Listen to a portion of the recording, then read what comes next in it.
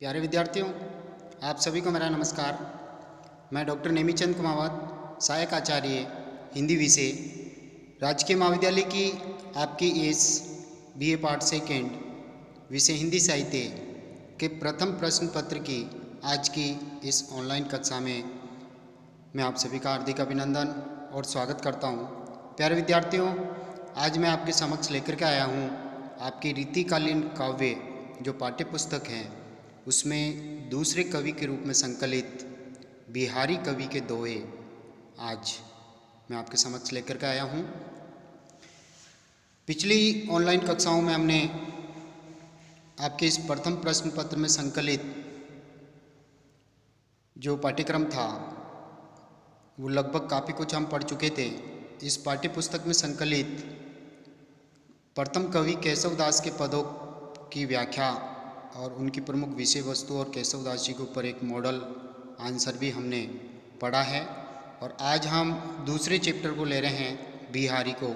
इस पाठ्य पुस्तक में कुल 8 कवि आपके संकलित हैं।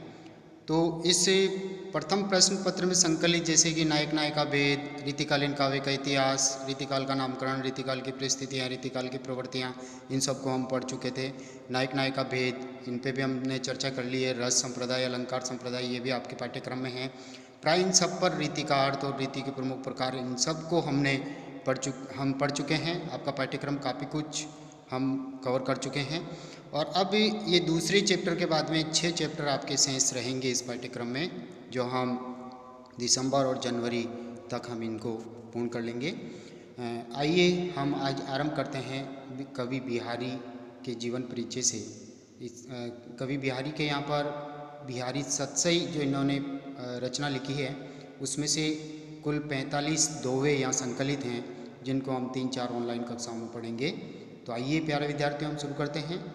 कवि बिहारी को इनका जो जन्म है वो संवत 1652 ईस्वी में माना जाता है और इनका देहावसान 1721 विक्रमी संवत में माना जाता है। रीतिकाल की 3 काव्यधाराएँ, रीतिबद्ध, रीतिसिद्ध और रीतिमुक्त। तो रीतिबद्ध कवि केशवदास, चिंतामणि, भिखारीदास, अन्य कवि, और रीतिमुक्त में गणानंद, बोधा, ठाकुर, आलम, और रीतिसिद्ध के मात्र एक प्रतिनिधि कवि बिहारी जी हैं। द्विजदेव वगैरह भी इसमें सम्मिलित होते हैं। तो देखिए, रीति सिद्ध काव्य धारा के प्रतिनिधि कवियों में बिहारी अप्रतिम हैं, क्योंकि बिहारी ने दोहे जैसे छोटे से छंद में जिस कौशल से भावों की अभिव्यक्ति दी, विचारों को व्यक्त किया है, वे उनकी असाधारण काव्य प्रतिभा का परिणाम हैं। बिहारी अपने समय के अद्भुत प्रतिभा संपन्न रस प्रवण मेधावी कवि हैं, यानी रसज्ञ कवि हैं। बहुत ही बहुज्ञ कवि और मेधावी विद्वान थे। उनकी एक अकेली मात्र कृति है बिहारी सतसई, जो उनकी कृति का अक्षय स्रोत है। उनके जीवन वृत्त की ओर हम आगे बढ़ते हैं। यद्यपि उनके जन्म को लेकर विद्वानों में काफ़ी मतभेद हैं, मतैक्य नहीं है, मत की एकता नहीं है, यानी विद्वानों में मतभेद है। तथापि सामान्य रूप से ये माना जाता है कि बिहारी का जन्म संवत 1652 विक्रमी संवत में हुआ था तथा उनका देहावसान संवत 1721 में हुआ। उनके जीवन के बारे में कुछ तथ्य इस प्रकार हमें प्राप्त होते हैं। पहला बिंदु देखिए, बिहारी का जन्म ग्वालियर में हुआ था तथा वे ब्राह्मण वंश में उत्पन्न हुए थे। उनका बाल्यकाल बुंदेलखंड में व्यतीत हुआ। केशव तथा केशव राय क्रमशः इनके गुरु एवं पिता थे, यानी केशव इनके गुरु और केशव राय इनके पिता थे। बाल्यकाल के बाद में वे ब्रज प्रदेश में आकर के निवास करते हैं और मथुरा में इनकी ससुराल थी। बिहारी के जो आराध्य इष्ट देव वो कृष्ण भगवान थे। वे दरबारी कवि थे तथा उन्हें जोधपुर और जयपुर के राजाओं से राजाश्रय मिला। बिहारी की पत्नी भी कुशल कवयित्री के रूप में विख्यात हैं।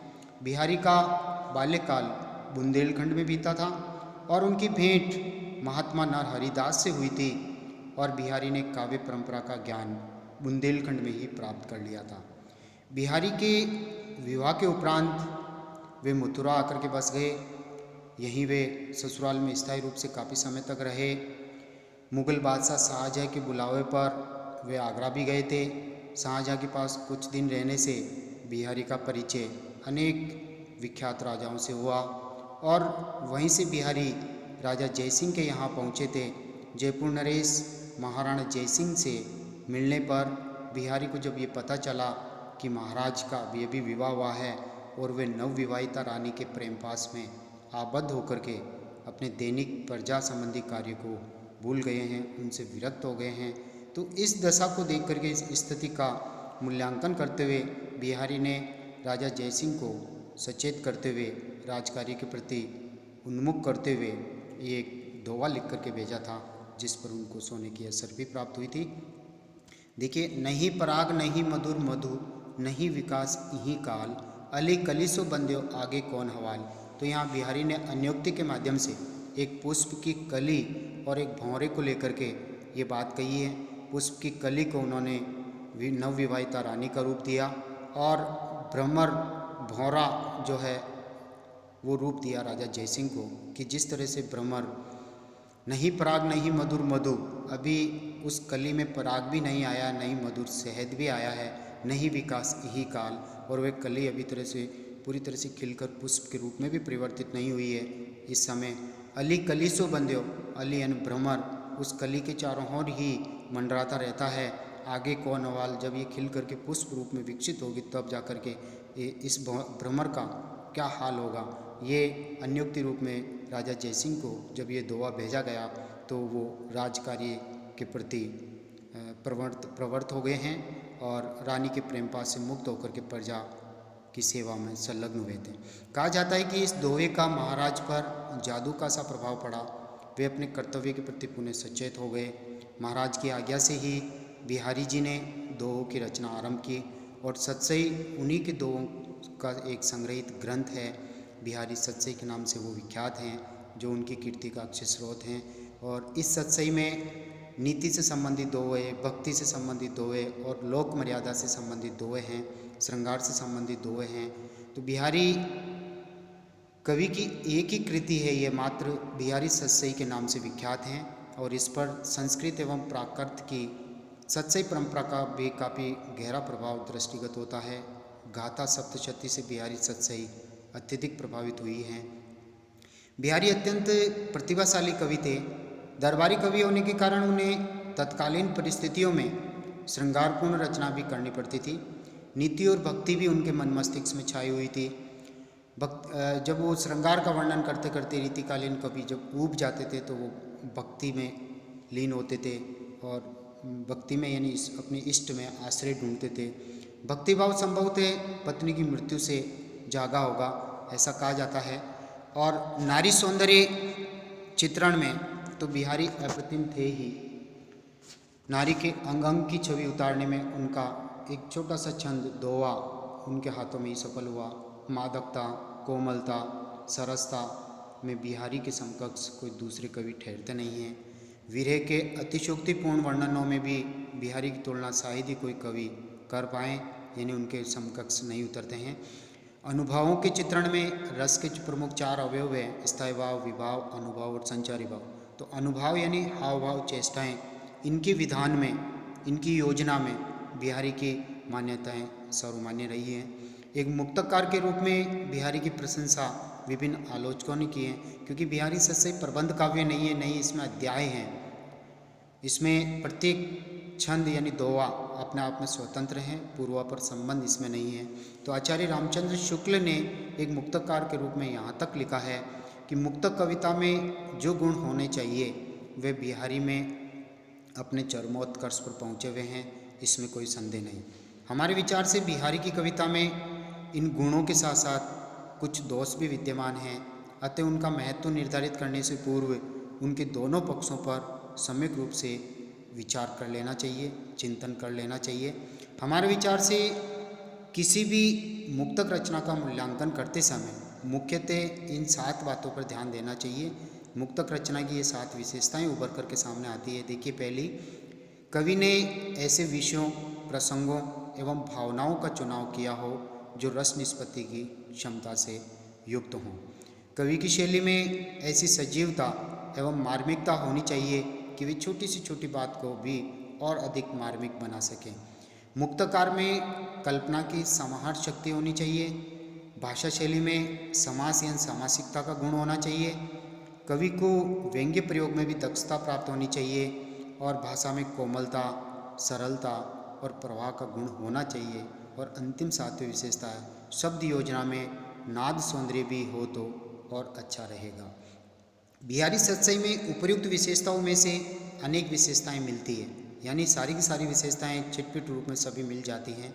उन्होंने मुख्यतः नायक नायिका के प्रेम एवं श्रृंगार रस की व्यंजना को अपना लक्ष्य बनाया। मुक्तक में रस के सभी अवयवों की योजना एक साथ नहीं हो पाती है, अतः उनमें से ऐसे ही रसों की व्यंजना हो सकती है जो सभी अवयवों की अपेक्षा नहीं रखते हैं। श्रृंगार रस में वह गुण विद्यमान है जो अन्य अंगों की अपेक्षा नहीं होती उसमें। प्रेम के क्षेत्र में आलंबन के सौंदर्य की झलक, यानी जिसकी वजह से ये प्रेम उत्पन्न होता, प्रेम की उत्पत्ति होती है, उसकी एक चेष्टा या आश्रय की कोई मनोदशा या उसकी कोई एक उक्ति, इनमें से किसी एक के चित्रण से ही पाठक के हृदय को झंकृत किया जा सकता है। अतः श्रृंगार रस को प्रमुखता प्रदान करके बिहारी ने उचित ही किया है, किंतु साथ ही अनेक विषयों का समन्वय करने की लालसा ने उनके काव्य को अनेक विरोधी भावों से ग्रसित भी कर दिया है। एक दोहे में वे रमणी की मधुर छवि का आस्वादन करते हुए दिखाई देते हैं, तो दूसरी तरफ तीय छवि की गौर प्रदर्शना करने में भी लीन हो जाते हैं। यानी उसी सुंदर स्त्री का एक तरफ प्रशंसा और दूसरी तरफ उसकी निंदा, ये एक विरोधाभास इनमें देखने को मिलता है। एक और विपरीत रति का चित्रण करते हैं तो दूसरी ओर अद्वैत का प्रतिपादन भी ये कर जाते हैं। कहीं हास्य की हल्की मुस्कान हमें दिखाई देती है तो कहीं नीति के कठोर तथ्यों की गंभीरता की बातें भी ये करते हैं। यही कारण है कि बिहारी के काव्य की मूल भावधारा का अबाध रूप से आगे नहीं बढ़ पाती है। वह अनेक स्थानों पर विच्छिन्न होकर डूबती हुई सी इधर उधर बंटकर सुबकती हुई थी बंटकर लुप्त हो जाती है। यानी किसी एक ही विषय पर बिहारी जी ने लेखनी नहीं चलाई है, वह बहुज्ञ कवि थे। हर विषय पर उन्होंने लिखा है, चाहे भक्ति हो, चाहे नीति हो, चाहे श्रृंगार हो, चाहे ज्योतिष ज्ञान हो। छोटी से छोटी बात को भी मार्मिक बना देने की कला में बिहारी सिद्धहस्त हैं।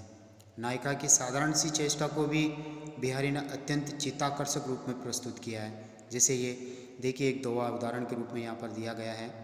भौहें ऊंचे, भौहों को ऊंची करके, आंचरू उल्टी और आंचल को उलट करके, मोरी मोरी मुँह मोरी और मुड़ती हुई मुँह को मोड़ती हुई, मुँह से हाव भावों को प्रकट करती हुई वह नायिका भौं ऊंची करती हुई, आंचल को हटाती हुई और मुख मोड़ती हुई नीठी नीठी भीतर गई, और बड़ी मुश्किल से वे भीतर गई। दीठी दीठी सो जोरी, और दीठी यानी दृष्टि, दृष्टि से मिली, यानी प्रिय की नज़र से उसकी नज़र जैसे ही मिलती है तो बड़ी मुश्किल से वह शर्माती हुई अंदर गई है। तो एक चित्त का आकर्षण इस दोहे में देखने को मिलता है। इसी प्रकार नायिका की चितवन का चित्रण भी देखिए। अनियारे दीरग दरगन किति ने तरुणी समान, वे चितवनी ओरे कछु जी बस होत सुजान। यानी हर कोई उन चितवन में आबद्ध हो जाता है, उनकी ओर आकृष्ट हो जाता है। ऐसे हाव भाव, चितवन के हाव भाव भी बिहारी ने अभिव्यंजित किए हैं। यहाँ चितवन किसी विशेषता के बारे में कुछ न कहकर भी उससे रहस्यमय ढंग से अद्भुत आकर्षक रूप प्रदान कर दिया गया है। कल्पना की समाहर शक्ति के भी अनेक प्रमाण बिहारी में हमें देखने को मिलते हैं। देखिए यहाँ एक उदाहरण है। अहे दहेंडी जीनी धरे, जीनी तो लही उतारी, नीके हैं छीके छुए, ऐसे ही रही नारी। तो इस तरह की समाहर शक्ति भी बिहारी में है। यहाँ केवल कुछ संकेतों द्वारा ही पूरे दृश्य का अंकन कर दिया गया है। कवि ने पूरी बात नहीं कहकर केवल कुछ ऐसे ही तथ्यों की ओर संकेत किया है जिससे पाठक पूरे प्रसंग की कल्पना कर सकें। एक उदाहरण और देखिए। प्रत्यय दोषु पुराण सुन, यानी प्रत्ययन पर स्त्री के दोषों को, दुर्गुणों को पुराण आदि में सुन करके, लखी मुलुकी सुखुदानी, कसु करी राखी मिश्र हूँ, मुँह आई मुस्कानी, और मुंह पर मुस्कान आ जाती है। यहाँ भी कवि ने 2 पंक्तियों में ही एक पूरी कहानी कह डाली है। कथावाचक महोदय और उक्त सुखदानी का कोई परिचय दिए बिना ही तथा उसके पारस्परिक संबंध की कोई चर्चा किए बिना ही कवि ने इस विशेष परिस्थिति का चित्रण इस ढंग से कर दिया है जिससे पाठक पूरे प्रसंग की कल्पना कर सकें। भाषा की समाज शक्ति का गुण भी बिहारी सतसई में प्रचुर मात्रा में विद्यमान है। वे कम से कम शब्दों में एक दीर्घ इतिवृत्त, विस्तृत प्रसंग एवं सूक्ष्म चित्र प्रस्तुत कर देते हैं। देखिए एक दोहा यहाँ उदाहरण के रूप में प्रस्तुत हैं। द्रग उर्जत टूटत कुटुंब जूरत चतुर्चित प्रीति पड़ती गांठी दुर्जन हिये दई नहीं ये रीति।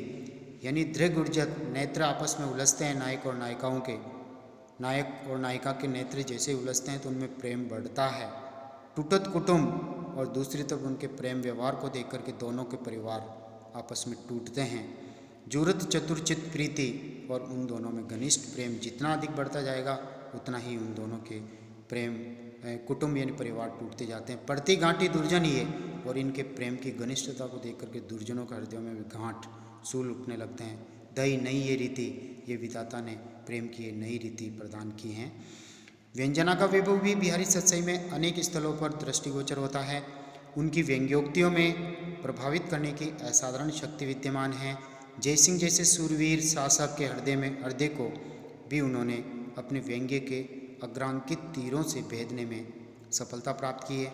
जैसे ये दोहा हमने पहले ही पढ़ लिया है, जो राजा जयसिंह जी को ये भेजा था। नहीं पराग नहीं मधुर मधु नहीं विकास यही काल अली कली सो बंध्यो आगे कौन हवाल। इसी तरह से स्वार्थ सुकृत न श्रम वृथा देखू व्यंग विचारी बाज पराए पानी परी तू पच्छिनु ने मारी। यानी अपनी ही जाति के राजाओं के विरुद्ध इन मुगलों ने, अंग्रेज़ों ने इन राजाओं को, राजपूत राजाओं को भड़काया था। तो ये एक प्रसंग है जब राजा मानसिंह जब संधि करने के लिए जब जाते हैं अकबर के नेतृत्व में हल्दी घाटी महाराणा प्रताप से संधि के रूप में ये जाते हैं। तो कहने का तात्पर्य अपने स्वार्थ हेतु, हे मानसिंह जी, सुकृत ने श्रम वृथा, ये अच्छा कार्य नहीं है और आपका परिश्रम भी बेकार हो जाएगा। देखू व्यंग विचारी, ये पक्षी आप अपनी विचार करके देख लीजिए, पक्षी कहा गया यहाँ पर।